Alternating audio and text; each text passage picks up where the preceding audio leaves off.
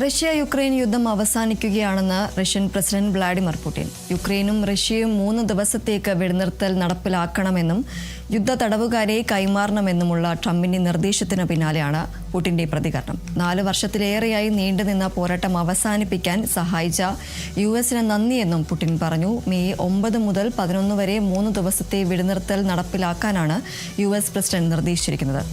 1000 യുദ്ധ തടവുകാരെ പരസ്പരം കൈമാറാനും നിർദ്ദേശമുണ്ടായിരുന്നു. ഡൊണാൾഡ് ട്രംപ് നിർദ്ദേശിച്ച യുദ്ധ തടവുകാരുടെ കൈമാറ്റത്തിനായി യുക്രൈന്റെ പ്രതികരണത്തിന് കാത്തുനിൽക്കുകയാണ് റഷ്യ.